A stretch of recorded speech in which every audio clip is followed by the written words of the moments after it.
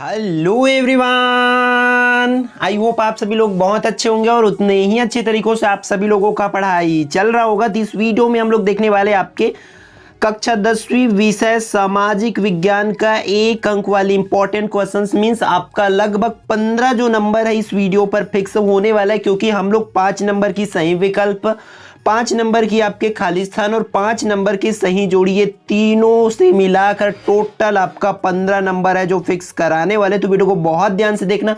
और मैं बता दूं कि हम लोग क्वेश्चन बैंक की कंप्लीट सॉल्यूशन देखने वाले हैं, तो अगर आप लोग पढ़े लिए होंगे तो अच्छी बात है, नहीं पढ़े हैं तो इन क्वेश्चंस की जरूर प्रैक्टिस करके जाएंगे, क्योंकि यहीं से आने की पूर्णतः संभावना है। ठीक है, तो चलो देख लेते हैं। हर एक चैप्टर का एक ही वीडियो पे देखेंगे, सिंगल पार्ट इसकी होने वाली, तो वीडियो को बहुत ध्यान से अंत तक और प्रैक्टिस जरूर करना। ठीक है, और ध्यान से देखना, क्योंकि कोई आंसर्स आपकी किसी भी प्रकार की त्रुटि ना हो। गलती है हुआ मतलब सावधानी हटी और दुर्घटना घटी मतलब आपका नंबर जो है कटी, इसलिए बहुत ध्यान से पढ़ना। फर्स्ट क्वेश्चन, साइलेंट स्प्रिंग पुस्तक के लेखक कौन है? तो यहां पर हाईलाइटेड है, आप लोग देख पा रहे हैं, रेचेल कार्सन। ठीक है, नेक्स्ट वन देखो, ये कथन वाला क्वेश्चन जो है कहीं ना कहीं खतरनाक होती है, आपको चीजों को बहुत अच्छे से समझना पड़ता है। फर्स्ट क्या बोल रहे हैं, कथन जो दिया, जल संरक्षण की कोई आवश्यकता नहीं हमें बोल रहा है, और उसकी कारण दिया है वर्षा जल से भूमिगत जल स्तर का पुनर्भरण सिंचाई होता है। तो केवल इसकी कारण सही है भाई, इसकी जल संरक्षण की हमें आवश्यकता है, ये वाला गलत है, इसलिए इस पर ये वाली टिक करेंगे आप लोग। ठीक है, नेक्स्ट आपका क्वेश्चन नंबर 3, भूमंडलीय तापमान और पर्यावरण प्रदूषक जैसे वैश्विक पारिस्थितिक संकटों के पीछे मुख्य कारण क्या है? तो संसाधनों का अंधाधुंध दोहन जो है। ठीक है, फिर नेक्स्ट वन है प्रश्न क्रमांक 4, निम्नलिखित में कौन मानव निर्मित संसाधन है? तो मशीन जो है मानव निर्मित संसाधन है। ठीक है, आगे बढ़ते हैं इसमें क्वेश्चन नंबर 5 की ओर बहुत ध्यान से देखेंगे। इसको क्या बोल रहा है कि कथन दिया है वन नवीकरण संसाधन है और जितना वन काटा जाए उतना स्वतः उग जाता है, केवल इसकी कथन जो है सही होने वाली है। क्लियर है? नेक्स्ट फिर इंपॉर्टेंट क्वेश्चन, रिक्त स्थानों की पूर्ति कीजिए। तो यहां पर आपको देखो, फर्स्ट क्वेश्चन है, हरिके बांध से खालिस्तान नहर निकाली गई है। तो यहां पर लिखेंगे आप लोग, फर्स्ट की जो आंसर है वो हो जाएगी इंदिरा गांधी। ठीक है, क्या लिखेंगे? इंदिरा गांधी। विकास का मूल खालिस्तान आधार संसाधन है, तो प्राकृतिक लिखेंगे यहां पर, प्राकृतिक। थर्ड, भविष्य में ऊर्जा का स्रोत जो है सूर्य है। फिर मानव प्रकृति का जिन चीजों का उपयोग करता है उन्हें संसाधन कहते हैं। फिर एंडोसल्फान एक कीटनाशक है, तो यहां पर क्या लिखेंगे? पांचों में कीटनाशक। तो सभी को इसी तरीके से प्रैक्टिस करते चलिए। आप पहले से आंसर्स जो है आपको आ रहा है कि नहीं, आपको आंसर्स क्वेश्चन देख करके ये आप लोग देखिए। ठीक है, क्योंकि तैयारी हो गई, आपको लग रहा है, अगर आपको आंसर्स आपके दिमाग में नहीं आ रहा है तो आप लोग किस तैयारी जो है सही से नहीं हुआ है। तो इसको भी मैच करके देख लेंगे, फिर मैं आंसर्स जो है बता रहा हूं। तो देखो, फर्स्ट का जो आंसर है वो हो जाएगा कोयला का विकल्प क्या है? परमाणु ऊर्जा लिख सकते हैं। फिर दूसरा, वायु का जो है क्या हो जाएगा? वायु चला जाएगा, सतत नवीकरणीय में चला जाएगा। फिर थर्ड जो है वो किस पर जाएगा? वायु मिट्टी प्रदूषण, ये रासायनिक खाद पर हो जाएगा। लौह अयस्क का वो किस पर जाएगा? चक्रीय अनवीकरणीय। फिर खनिज तेल जो है जैविक संसाधन पर चला जाएगा। क्लियर है? इस तरीके से ये इसकी आंसर होगी। ठीक है, फिर आगे बढ़ते हैं, आपका नेक्स्ट अध्याय भूमि संसाधन, इससे इंपॉर्टेंट क्वेश्चंस को देख लेते हैं। फर्स्ट क्वेश्चन आपकी स्क्रीन पर है, मृदा संरक्षण के लिए कौन उपाय उपयोगी है? तो उपरोक्त सभी लिखेंगे इस पर, क्योंकि पशुओं की चराई पर नियंत्रण करना, वृक्षारोपण करना, जैविक खाद का उपयोग करना, ये तीनों जो उपयोगी, इसलिए इसका उपरोक्त सभी लिखेंगे। फिर नेक्स्ट जो क्वेश्चन आपकी स्क्रीन पर है, थार मरुस्थल में पाई जाती है तो शुष्क मृदा पाई जाती है। ठीक है, फिर भारत में कितने प्रतिशत भाग मैदानी है? तो 43 जो भाग है प्रतिशत है, 43%, 43% भाग मैदानी है। प्रश्न क्रमांक 4, भारत में अधिक विस्तार किस मिट्टी का है? तो जलोढ़ मिट्टी का है। छत्तीसगढ़ के अधिकांश भाग में पाई जाती है, तो लाल पीली मिट्टी पाई जाती है। फिर लास्ट क्वेश्चन इस पेज का, प्रश्न क्रमांक 6, पर्यावरणीय दृष्टि से कितने प्रविधन भूभाग पर वन होना चाहिए? तो 40% पर वन होना चाहिए। ठीक है, फिर आगे देख लेते हैं, इसमें रिक्त स्थान की पूर्ति कीजिए। तो इसको देखो भाई बहुत ध्यान से आप लोग, छत्तीसगढ़ राज्य में लगभग आपका कितने प्रतिशत भूमि वनाच्छादित है, तो 42% लिखेंगे आप लोग। फिर नेक्स्ट, खालिस्तान भूमि की कमी से फसलों का उत्पादन घटेगा, तो कृषि भूमि लिखेंगे आप लोग, ठीक है, कृषि भूमि। फिर खाली छोड़ी हुई भूमि कृषि योग्य भूमि खालिस्तान भूमि कहलाती है, तो इस पर लिखेंगे आप लोग परती भूमि लिखेंगे, ठीक है। फिर प्रश्न क्रमांक 4 छत्तीसगढ़ में खालिस्तान भूमि का प्रतिशत दोगुना है, तो वन भूमि का प्रतिशत जो है दोगुना है। फिर प्रश्न क्रमांक 5 मृदा की खालिस्तान परत, तो जैविक जो परत है, ठीक है, क्या लिखेंगे इस पर, जैविक लिख लेंगे, जैविक परत हो जाएगी, ठीक है। फिर आगे बढ़ते, इसका उचित संबंध जोड़ो, तो उचित संबंध को भी बहुत ध्यान से आप लोगों को देखना है भाई, ठीक है। इस पर देखो क्या आ जाएगी, फर्स्ट जो क्या, चराई भूमि में कमी, तो चराई भूमि में कमी जो है किसके कारण हुआ है, तो इसकी आंसर जो है उद्योगों के कारण। भूमि संवर्धन, दूसरा जो है भूमि संवर्धन, तो इसका चला जाएगा किस पर, अधिक फसल उत्पादन।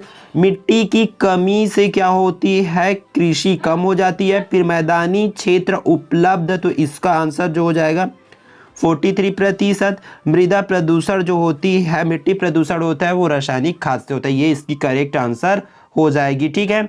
फिर आगे बढ़ते, आपके अध्याय 17 से इकाई में 1 से देख रहे हैं, तो इस पर देखो आपको बहुत ध्यान से करना है। सार्वजनिक सुविधाओं का उदाहरण है सरकार द्वारा स्कूल खोलना, ठीक है। इस पर देखो सरकार द्वारा अस्पताल खोलना, सरकार द्वारा आंगनबाड़ी केंद्र खोलना, तो उपरोक्त सभी इस पर टिक कर सकते हैं। बुक पे यही आंसर लिया गया था, इसलिए इसको हमने टिक करा रखे हैं आपके क्वेश्चन बैंक पर, ठीक है, बट इसको उपरोक्त सभी आप लोग लिख लेंगे। क्वेश्चन नंबर 2, निम्नलिखित में से कौन उद्योगपति के लिए एक विकासात्मक लक्षण है, तो अधिक बिजली प्राप्त करना, ठीक है। फिर जीडीपी का क्या अर्थ है, तो जीडीपी का अर्थ होता है सकल घरेलू उत्पाद, ठीक है। फिर प्रश्न क्रमांक 4, देशों के विकास की तुलना करने का सबसे महत्वपूर्ण आधार क्या है, तो औसत आय के आधार पर हम लोग विकास की तुलना कर सकते हैं। फिर 5वां, सरकार द्वारा बिजली की सुविधा प्रदान की जाती है, तो सार्वजनिक हित के लिए प्रदान की जाती है, ये आप लोग लिखेंगे, ठीक है। फिर इसके रिक्त स्थान की पूर्ति देख लेते हैं, बहुत ध्यान से देखेंगे इस पर। फिर देखो क्या हो जाएगी इस पर, औसत आय को खालिस्तान आय भी कहा जाता है, तो इस पर लिखेंगे आप लोग प्रति व्यक्ति आय, ठीक है, क्या लिखेंगे, प्रति व्यक्ति आय। फिर वर्ष 2011 में भारत का जीवन प्रत्याशा खालिस्तान वर्ष है, तो 67 वर्ष लिखेंगे। फिर खालिस्तान जन्म के समय एक व्यक्ति के औसत अनुमानित जीवन काल को दर्शाती है, तो जीवन प्रत्याशा लिखेंगे, ठीक है, क्या, जीवन प्रत्याशा, ठीक है। फिर प्रश्न क्रमांक 4, प्रति व्यक्ति आय मात्र एक क्या होती है, औसत आय होती है, तो चौथा पे लिखेंगे आप लोग औसत आय, ठीक है। फिर आगे बढ़ते हैं, स पर देखो, इस पर उचित संबंध जोड़ना है, तो बहुत ध्यान से करना है। उद्योगों का जो दुष्प्रभाव की वजह से होता है पर्यावरण प्रदूषण, औसत आय का जो निर्धारण होता है वो प्रति व्यक्ति आय के हिसाब से होता है। सार्वजनिक हित चला जाएगा बिजली की सुविधा प्रदान करना, और विकास का सूचक जो है शिक्षा एवं स्वास्थ्य, ये इसकी करेक्ट मैचिंग होगा। फिर इकाई नंबर 4 से आपका फर्स्ट अध्याय जो है ये कृषि, इसमें से इंपॉर्टेंट क्वेश्चन देख लेते हैं। भारत में सर्वाधिक भूमि पर किस ऋतु में फसलें बोई जाती है, तो खरीफ ऋतु इसकी करेक्ट आंसर हो जाएगी। फिर प्रश्न क्रमांक 2, इनमें से कौन खरीफ की फसल है, तो धान जो है खरीफ की फसल है, सभी को बहुत ध्यान से कर लेंगे। फिर इनमें से कौन दलहन की फसल नहीं है, तो बाजरा इसकी करेक्ट उत्तर हो जाएगी। फिर आगे बढ़ते हैं, प्रश्न क्रमांक 4, 5वां आपकी स्क्रीन पर है, चावल के उत्पादन में कौन सा राज्य प्रथम है, तो पश्चिम बंगाल। महाराष्ट्र किस फसल की खेती के लिए प्रसिद्ध है, तो धान की फसल के लिए प्रसिद्ध है। फिर प्रश्न क्रमांक 6वां, इसमें देखो करेक्ट आंसर टिक नहीं लगा हुआ, तो इसकी आंसर जो है आप लोग कमेंट कर देंगे। फिर प्रश्न क्रमांक 7वां, हरित क्रांति से सबसे अधिक फसल बढ़ी है, तो गेहूं की फसल जो है बढ़ी है हरित क्रांति से, क्लियर है। फिर आगे इसके रिक्त स्थान देख लेते हैं, इसकी आंसर्स भी नीचे दिया हुआ है, जैसे कि गेहूं, कृषि, धान, कृषि भूमि, ये सब चीज आएगी इसकी आंसर्स पे, ठीक है। उसी तरह इसका भी आंसर्स जो है दिया हुआ है, उचित संबंध जोड़ियों को, तो इसको भी बहुत अच्छे से प्रैक्टिस कर लेंगे, ठीक है। फिर आगे बढ़ते इस पर, अध्याय 8 से 2 विश्व युद्धों के बीच रूसी क्रांति और महामंदी। अगर आप लोग चाहते हैं आपके लिए यूजफुल हो, तो आप लोग क्वेश्चंस को बहुत ध्यान से और चीज़ों को समझते हुए चलिए फिर प्रश्न पहला, सामाजिक आर्थिक और राजनीतिक न्याय की अवधारणा किस क्रांति से ली गई है? तो रूस की क्रांति से ली गई है। फिर रूसी क्रांति का नेता कौन था? तो लेनिन जो थे रूसी क्रांति के नेता थे। प्रश्न क्रमांक तीसरा आपकी स्क्रीन पर है, क्या बोला जा रहा है, निम्न में से कौन सा देश पूर्व सोवियत संघ का हिस्सा नहीं था? तो ऑस्ट्रिया हो जाएगा। चौथा, विश्व की एकजुट मजदूर का नारा किस क्रांति से जुड़ा था? तो रूसी क्रांति से जुड़ा था। ठीक है। फिर प्रश्न क्रमांक पांचवा, न्यू डील की घोषणा किसने की थी? तो रूजवेल्ट ने की थी। ठीक है, रूजवेल्ट इसकी करेक्ट उत्तर हो जाएगा। फिर इसके रिक्त स्थान देख लेते हैं आपका। ठीक है, रिक्त स्थान जो है इस पर क्या हो जाएगी, आप लोग लिखेंगे रूसी सम्राटों को खालिस्तान के नाम से जाना जाता है, तो इसकी आंसर जो है वो क्या हो जाएगी, फर्स्ट का जार हो जाएगा। ठीक है, क्या? जार। दूसरा, खालिस्तान क्रांति पहली क्रांति जो समाजवादी आदर्शों पर आधारित है, तो समाजवादी आदर्शों पर आधारित कौन सी क्रांति है? रूसी क्रांति आप लोग इस पर लिख लेंगे। ठीक है। फिर फ्रैंकलिन रूजवेल्ट 1933 में खालिस्तान की राष्ट्रपति बने, तो यहाँ पर क्या हो जाएगी, अमेरिका लिखेंगे आप लोग। ठीक है, तीसरा पे आगे बढ़ते हैं हम लोग। नेक्स्ट आपका चौथा पांचवा पर देखो, रूस की संसद में खालिस्तान का बोलबाला था, तो यहाँ पर लिखेंगे अभिजातीय वर्ग का बोलबाला था। ठीक है, क्या हो जाएगी, अभिजातीय वर्ग। ठीक है। फिर प्रश्न क्रमांक 5, लेनिन की मृत्यु के बाद रूस का शासक कौन बने? तो स्टालिन इस पर लिखेंगे। ठीक है, स्टालिन हो जाएगी इसकी आंसर। ठीक है। फिर उचित संबंध पर बहुत ध्यान से देख लेते हैं आप लोग, चाहो तो करके देख सकते हो पहले, उसके बाद मैं बताऊंगा, उससे मैच कर लेना। फिर अर्धदास्ता सर्फ ये किस पर चला जाएगा? रूसी किसान। फिर बोरिस एल्त्सिन, ठीक है, बोरिस एल्त्सिन जो है किस पर जाएगी? ये रूस पर चला जाएगा। आर्थिक मंदी का जो समय है, एक ही तो तारीख दिया तो वही जाएगा, जाहिर सी बात है। जार की घोषणा क्या थी? तो किसानों की दास्ता को समाप्त करना, और अक्टूबर क्रांति का रूस में साम्यवाद पर चला जाएगा। क्लियर है? आगे बढ़ते, अगर वीडियो को अभी तक लाइक नहीं किए होंगे, भूल गए होंगे देखते देखते, तो आप लोग थोड़ी सी लाइक कर देंगे, और देखने के बाद वीडियो कंप्लीट होने के बाद आप लोग शेयर भी जरूर कर देना। इकाई 4 अध्याय 18 मुद्रा एवं साख, ये ईरर है, त्रुटि है, उसके वजह से लिखा है, ये अध्याय है। ठीक है। फिर वस्तुनिष्ठ प्रश्न देखते हैं, आपका धन सुरक्षित रहता है बैंक के पास। फिर आगे क्वेश्चन देखते हैं, आपका क्वेश्चन नंबर 2, 3 आपकी स्क्रीन पर आ गई है। क्या बोल रहा है, मुद्रा के प्रयोग से किसको लाभ हुआ? तो उपभोक्ता, उत्पादकों, दोनों को। फिर एटीएम का क्या अर्थ है? स्वचालित टेलर मशीन। फिर आमतौर पर किसान कब बैंक से ऋण लेता है? तो फसल की बुआई के समय लेता है। ठीक है। फिर प्रश्न क्रमांक 5वां 6वां आपकी स्क्रीन पर है, देखो इसकी आंसर्स भी यहाँ पर दिया हुआ है, तो इसी से हिसाब से ही जो है आंसर आप हम जो है लिए हुए। ठीक है, सभी 5वां 6वां की आंसर आप लोग इस तरीके से देख सकते हैं। ठीक है। फिर रिक्त स्थान की पूर्ति देख लेते हैं, इस पर बहुत ध्यान से करेंगे, क्योंकि रिक्त स्थान में ही गलती होने की चांसेस होता है, हमें नया वर्ड ढूंढना पड़ता है। ऑप्शनल में चलो वो तो सही हो जाता है ना, और सही जोड़ी भी हो जाता है, तो इसके लिए बहुत ध्यान से आपको करना होता है। भारतीय रिजर्व बैंक का मुख्यालय कहाँ पर है? तो इसकी आंसर जो हो जाएगी क्या, मुंबई हो जाएगी। फिर नेक्स्ट दूसरा का जो आंसर, खालिस्तान हमारे लेन देन को सुगम बनाते हैं, तो मुद्रा हो जाएगी। ठीक है, मुद्रा ही तो क्या बनाती है, हमारे लेन देन को सुगम बनाते। फिर बैंक के पास खालिस्तान खाते में ब्याज की दर कम होती है, तो चालू खाते में ब्याज की दर जो है कम होती है। फिर ऋण में खालिस्तान की दर निश्चित होती है, तो ब्याज की जो दर है वो निश्चित होती है, ब्याज लिख लेंगे, यहाँ पर ब्याज हो गया। प्रश्न क्रमांक 5 है, 10 रुपए के पत्र मुद्रा पर खालिस्तान के हस्ताक्षर होते हैं रिजर्व बैंक के गवर्नर। ठीक है, रिजर्व बैंक के गवर्नर इस पर लिख लेंगे। फिर आगे बढ़ते, उचित संबंध जोड़ो, तो इसको भी बहुत ध्यान से करना है आपको। ठीक है, फर्स्ट उद्योगों के लिए कर्ज कौन देते हैं? तो इसकी हो जाएगी आंसर जो हो जाएगी बैंकों से। ठीक है। फिर ब्याज दरों का निर्धारण कौन करता है? रिजर्व बैंक करता है। फिर भारतीय स्टेट बैंक जो है वो व्यापारिक बैंक है। फिर धन की सुरक्षा कहाँ पर होती है? बैंकों में। तो ये इसकी करेक्ट आंसर हो जाएगी। ठीक है।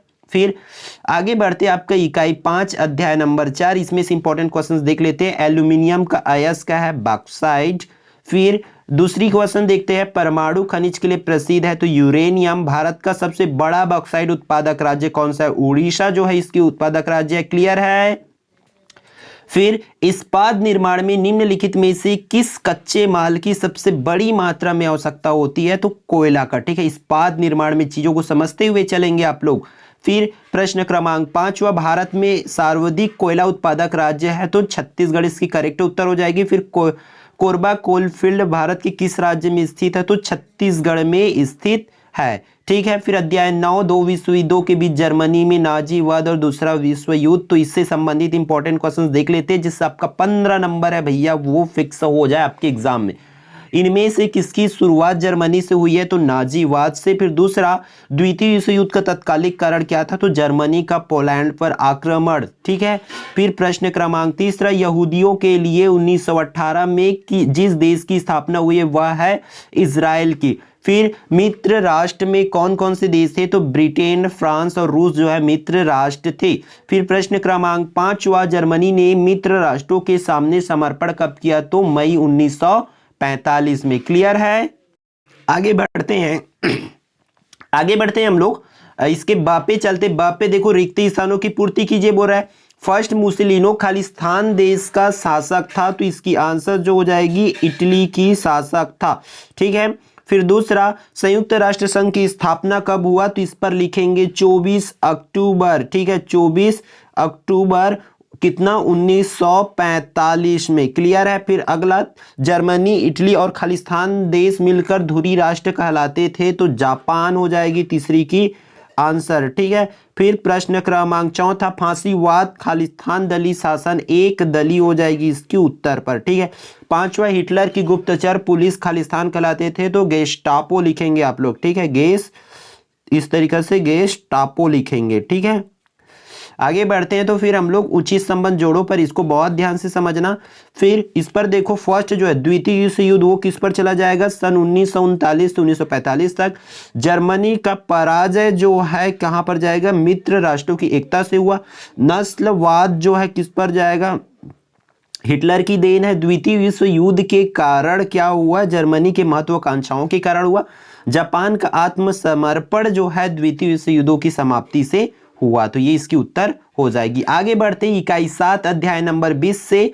तो देखो इस पर सही विकल्प में फर्स्ट जो क्वेश्चन है एफसीआई, एफसीआई का मतलब क्या है तो भारतीय खाद्य निगम, फूड कॉर्पोरेशन ऑफ इंडिया।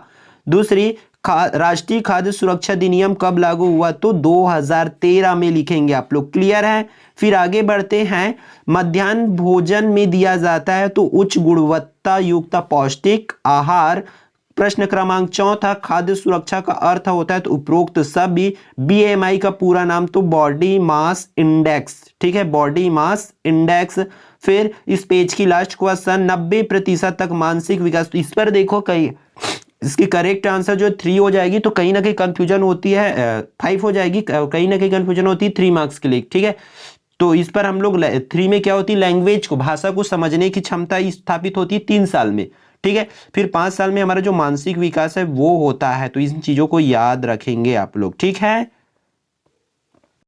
आगे बढ़ते हैं। इस पर हम देख लेते हैं अब क्या रिक्त स्थानों की पूर्ति। 6 इंपॉर्टेंट क्वेश्चन आपकी स्क्रीन पर है, तो देख लेते हैं। इसमें सबसे ज्यादा कुपोषित होने की संभावना होती है खालिस्तान वर्ग में, तो इसकी उत्तर हो जाएगी, सब लोगों को पता है क्या हो जाएगी, गरीब वर्ग।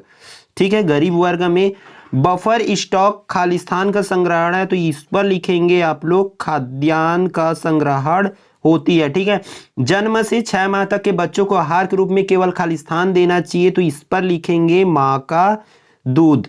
ठीक है, माँ का दूध हो जाएगी इसकी करेक्ट उत्तर। 4, पीडीएस के अंतर्गत पात्र परिवारों की प्रत्येक महिला खालिस्तान मूल्य पर खाद्यान्न, तो इस पर लिखेंगे उचित मूल्य पर। ठीक है, फिर 5वां खालिस्तान, तो खालिस्तान प्रणाली खाद्य सुरक्षा की दृष्टि से आवश्यक है तो सार्वजनिक वितरण प्रणाली लिखेंगे। ठीक है, सार्वजनिक वितरण प्रणाली। फिर लास्ट क्वेश्चन 6वां, एक अदृश्य भूख को खालिस्तान भूख भी कहते हैं तो इसको, एक अदृश्य भूख को हम लोग क्या कहते हैं दीर्घकालीन भूख। ठीक है, दीर्घकालीन भूख कहते हैं।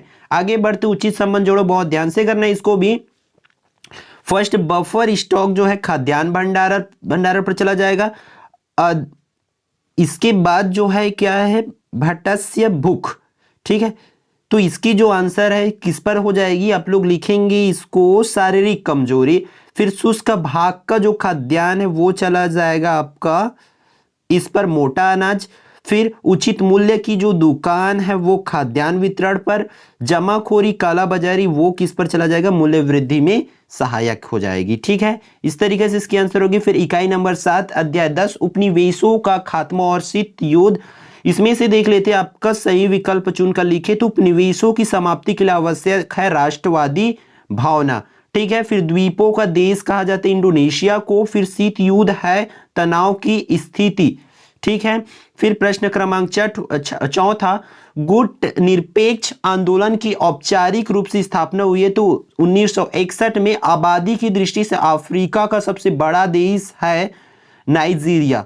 ठीक है, फिर छठवां, हिंद चीन क्षेत्र में कौन सा देश आते हैं, तो कंबोडिया, वियतनाम, लाओस, ये तीनों देश जो है आते हैं। क्लियर है। फिर इसके लास्ट जो क्वेश्चन है उसको देख लेते हैं। शीत युद्ध में किन दो देशों के बीच तनाव था, तो अमेरिका व सोवियत संघ के बीच में। ठीक है, फिर आगे बढ़ते हैं, रिक्त स्थानों की पूर्ति कीजिए। तो पहला जो क्वेश्चन है, ठीक है, पहला गुट निरपेक्ष सम्मेलन खालिस्तान देश में हुआ, तो इसकी आंसर जो हो जाएगी क्या लिखेंगे आप लोग, बेलग्रेड।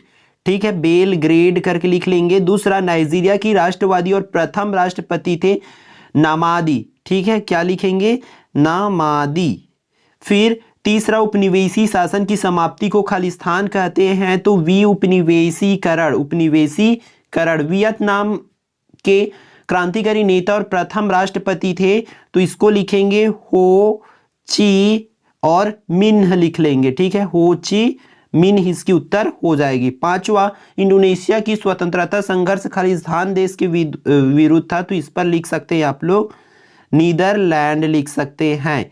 क्लियर है, नीदरलैंड। ठीक, आगे बढ़ते हैं। फिर इसके उचित संबंध जोड़ों पर, तो इसकी भी आंसर बहुत ध्यान से करेंगे। बड़ा अफ्रीकी देश, तो इसकी उत्तर हो जाएगी नाइजीरिया। बोरिस एल्त्सिन, ठीक है, बोरिस एल्त्सिन वो किस पर चला जाएगा, रूस पर हो जाएगी। हो ची मिन्ह जो है किस पर जाएगी, वियतनाम के अमेरिकी क्रांतिकारी नेता। शीत युद्ध की जो समाप्ति है वो कब होता है भाई, इस पर लिख लेंगे सन, तो एक ही तो है 1991। शीत युद्ध जो है अमेरिका व सोवियत संघ के बीच हुआ। क्लियर है, बहुत ध्यान से देखेंगे। अभी क्या है, कुछ ही चैप्टर का बाकी, लगभग 1 2 3 4 चैप्टर की बाकी है, तो बहुत ध्यान से करना है आपको। फर्स्ट क्वेश्चन आपकी स्क्रीन पर है, टेलीविजन पर देखे गए क्रिकेट मैच को क्या कहते हैं, सीधा प्रसारण। फिर दूसरा, प्रिंटिंग प्रेस को भारत में किसके द्वारा सबसे पहले शुरू किया गया था, तो पुर्तगाली मिशनरी के द्वारा। ठीक है, फिर तीसरा, चौथा, मुद्रण तकनीक के सबसे पहले कहां विकसित हुई, तो चीन में। भारत का सबसे बड़ी समाचार एजेंसी है, तो पीटीआई जो है बड़ा एजेंसी है। प्रश्न क्रमांक 5वां, संचार माध्यमों के विकास के कारण कौन सी दूरियां कम हुई, तो भौगोलिक दूरी जो है कम हुई है। आधुनिक जीवन की कल्पना किसके बिना नहीं की जा सकती, तो संचार एवं जनसंचार के बिना। फिर इसमें देख लो, सूचना प्रसारण को और तेज व्यापी बनाने में काफी महत्व है, तो इस पर इसकी आंसर जो है बुक में जो लिया गया मेरे हिसाब से करेक्ट नहीं लग रही है। बुक में जो है आपके क्वेश्चन बैंक में लैपटॉप लिया गया है, तो जो कि उचित नहीं है। ठीक है, तो मेरे हिसाब से उपग्रह जो है हो सकता है। ठीक है, तो देख लेंगे आप लोग, एक बार कंफर्म कर लेंगे टीचर्स से या जहां जो भी स्टडी मटेरियल होगा उससे। 8वां, भारत की प्रथम साप्ताहिक पत्रिका है, तो दिग्दर्शिका। फिर नेक्स्ट, संप्रेषण के मूलभूत तरीके हैं उपरोक्त सभी। फिर इसके रिक्त स्थान देख लेते हैं। रिक्त स्थान में आपको क्या करना है, भारत की पहली फिल्म दादा साहब फाल्के ने बनाई, जिसका नाम था राजा हरिश्चंद्र। ठीक है, राजा हरिश्चंद्र। पहली फारसी पत्रिका मिरात डल अखबार की थे, तो संपादक हमें बताना है, तो इसकी आंसर हो जाएगी राजा राम मोहन राय। राजा राम मोहन राय लिखेंगे। ठीक है, राजा राम मोहन राय।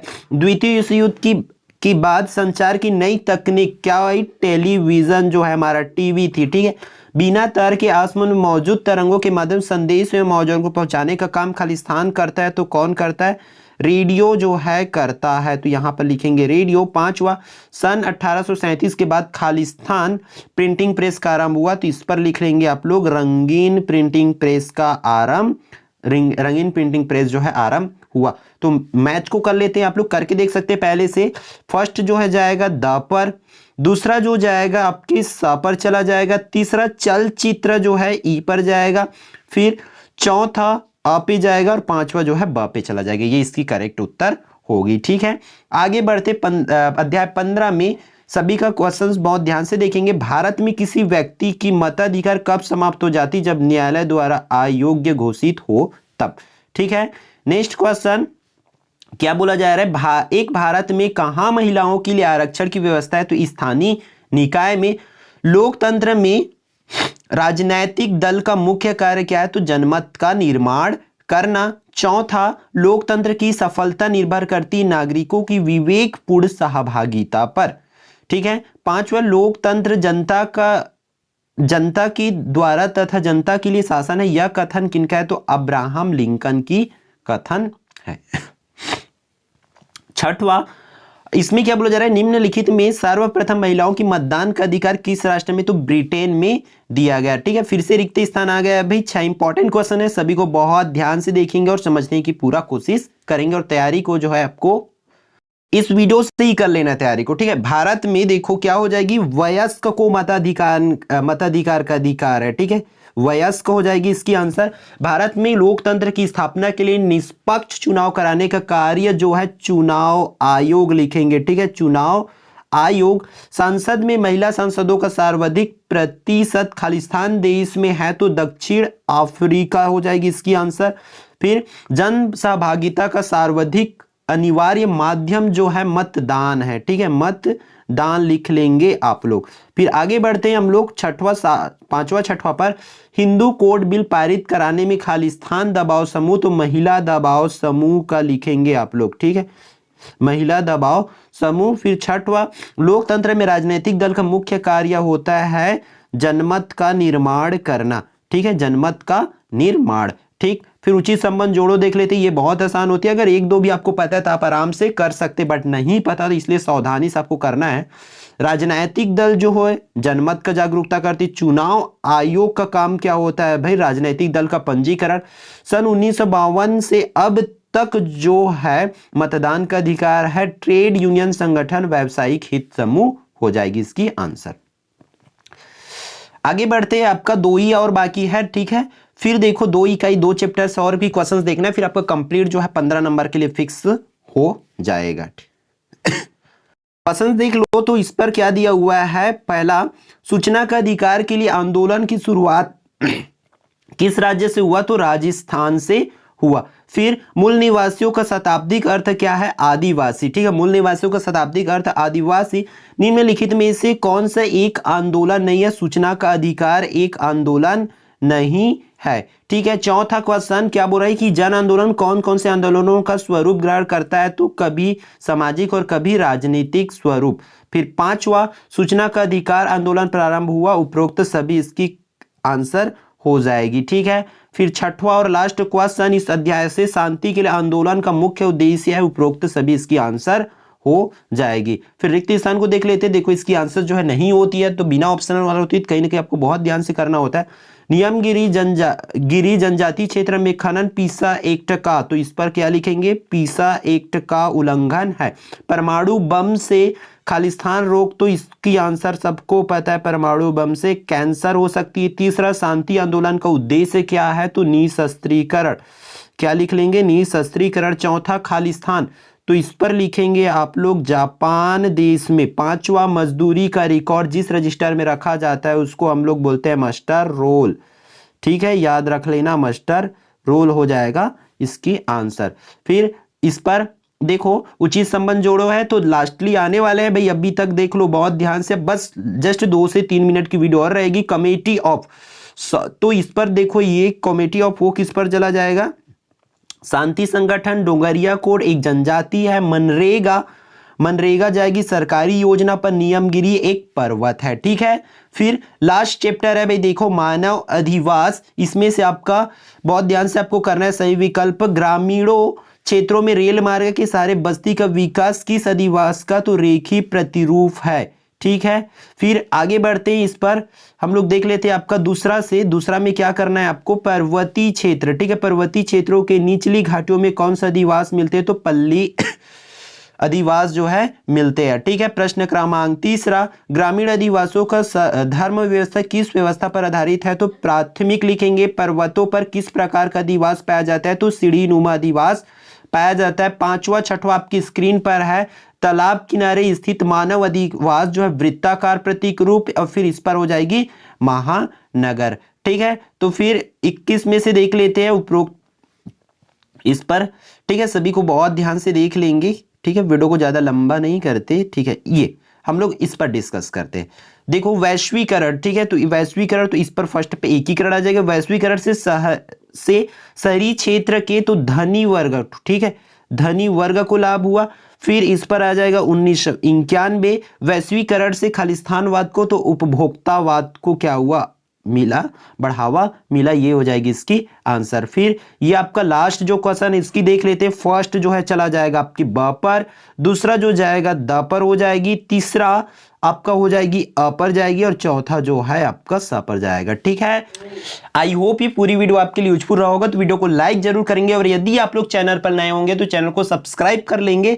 ठीक है, ताकि आपकी बोर्ड एग्जाम की जो तैयारी इसी तरीका का हो गया। और आपको मैं बता दूं, अगर आप लोग चैनल पर नए होंगे ना, तो इस चैनल पर ऑल सब्जेक्ट की इंपॉर्टेंट क्वेश्चन है जो डल गई है भाई, जहां से लगभग आपका 70% से ऊपर कई क्वेश्चंस आने की संभावना है। तो आप लोग बहुत ध्यान से उन क्वेश्चंस को प्रैक्टिस कर लेंगे, और चैनल को सब्सक्राइब करना नहीं भूलेंगे। ठीक है, क्योंकि आप लोग का सपोर्ट रहेगा तभी ये चैनल चलेगा, और चैनल चलेगा मतलब आपकी पढ़ाई जो है कंटिन्यूसली होती रहेगा हमारे साथ। ठीक है, तो फिर मिलते हैं नेक्स्ट वीडियो पर।